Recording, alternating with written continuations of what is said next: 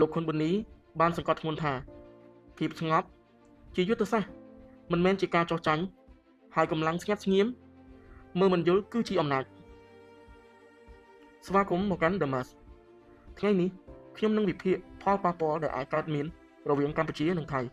ក្រោយការបោះឆ្នោតនិងការពិតនៅព្រំដែននិងតុល្យភាពដែលត្រូវរក្សានៅក្នុងនយោបាយពិភពលោកនិងតំបន់គ្រោះថ្នាក់បំផុតនៃប្រទេសជាតិមួយមិនមែនជាការផ្ទុះកំភ្លើងនិងសម្លេងទម្លាក់យន្តហោះគ្រាប់បែកដែរប៉ុន្តែជាការគិតខុសនិងការបកស្រាយខុសហើយបង្កឲ្យមានផលប៉ះពាល់ដល់ប្រទេសជាតិបន្ទាប់ពីមានការបោះឆ្នោតនៅប្រទេសថៃស្ថានភាពព្រំដែនកម្ពុជាថៃក្លាយជាប្រធានបទដែលមានមនុស្សជាច្រើនចង់ដឹងចង់ឮនិងចង់យល់កាន់តែច្បាស់ប៉ុន្តែវាចាំបាច់បំផុតគឺត្រូវយល់ដោយបញ្ញាមិនមែនដោយអារម្មណ៍ដែលរេរាំទៅដោយមនោគតិនិងភាពលំអៀងក្នុងរឿងជាតិនិយមដូចគ្នាលេចឮក្នុងបណ្ដាញសង្គមថាអនុទិនឈ្នះព្រោះប្រជាជនថៃគ្រប់គ្រងការឈ្លានពាននិងបង្កសង្គ្រាមជាមួយកម្ពុជា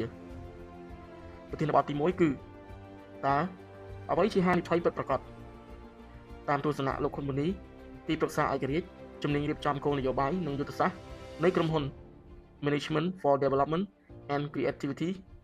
ហៅកាត់ MDC ទាញការបញ្យល់មកបញ្ជាក់ថាហានិភ័យធំបំផុត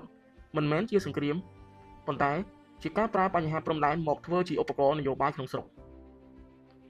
នៅក្នុងរដ្ឋាភិបាលប្រទេសថៃថ្មីកំពុងប្រឈមសម្ពាធពីការគ្រប់គ្រងដោយមានការដើរតវ៉ាភាសាជាតិនិយមអាចត្រូវបានលើកឡើង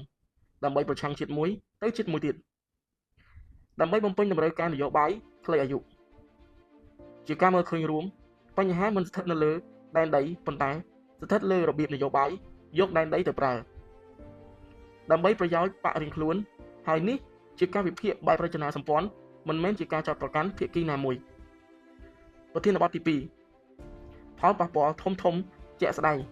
ទៅលើ4វិស័យវិស័យទី1នយោបាយភាពរឹងមាំមិនស្មើនឹងសកម្មភាពរឹងមាំរដ្ឋាភិបាលដែលមានការទទួលខុសត្រូវតែងតែប្រុងប្រយ័ត្នពិសេសជាមួយប្រទេសជិតខាងដែលមានប្រវត្តិសាស្ត្ររួមនិងផលប្រយោជន៍រួមខុសគ្នារដ្ឋដែលមិនទទួលខុសត្រូវគឺធ្វើផ្ទុយពីនេះវិស័យសេដ្ឋកិច្ចជាខ្សែការពារដ៏ធំបំផុតប្រឆាំងនឹងការប៉ះទង្គិចការរំខានដែនមានន័យថាខាតពាណិជ្ជកម្មខាតការងារខាតទេសចរនយោបាយដែលឆ្លាតមិនជ្រើសរើសផ្លូវដែលខាតទាំងសងខាងឡើយហើយសេដ្ឋកិច្ចដែលពួកគេពូកែនោះមិនប្រើសង្គ្រាមដើម្បីធ្វើឲ្យគាំងចំនួននិងខាតបង់ដល់ប្រជាជនវិស័យសង្គមតាមព្រំដែនអ្នករងផលប៉ះពាល់ខ្លាំងដំបូងមិនមែនជាអ្នកនយោបាយប៉ុន្តែជាប្រជាពលរដ្ឋធម្មតាប្រជាជនគឺជាអ្នករងគ្រោះហើយនេះជាការពិតដែលតែងតែត្រូវបានមើលរំលងនៅពេលនយោបាយឡើងកម្ដៅវិស័យបរិស្ថានព្រំដែនមិនមែនត្រឹមជាបន្ទាត់ផែនទីប៉ុន្តែជាព្រៃនិងជាទឹកចម្រុះការតានតឹងនយោបាយសង្គ្រាមបំផ្ទុះនិងការកសាងខុសច្បាប់បំផ្លាញថាការសហការបរិស្ថានដែលជាការខាតបង់យូរអង្វែង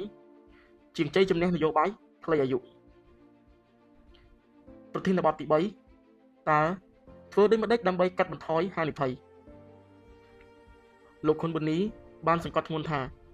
ភាពស្ងប់ជាយុទ្ធសាស្ត្រមិនមែនជាការចោះចាញ់ហើយកម្លាំងស្ងាត់ស្ងៀមមើលមិនយល់គឺជាអំណាចវិធានការសំខាន់គឺរក្សាការទូតស្ងៀមស្ងាត់បន្តការសម្របសម្រួលយោធាតាមព្រំដែនគ្រប់គ្រងព័ត៌មានមិនឲ្យបង្កអារម្មណ៍ប្រើអាស៊ានជាវេទិកាសម្របសម្រួលមិនមែនជាវេទិកាប្រឆាំងប្រធានបទទី4ដំណោះស្រាយដែលសមហេតុផលដំណោះស្រាយដែលពិភពលោករំពឹងមិនមែនជាសេចក្តីថ្លែងការណ៍ខ្លាំងប៉ុន្តែជាការអនុវត្តមានវិន័យរក្សាទំនាក់ទំនងគ្រប់កម្រិត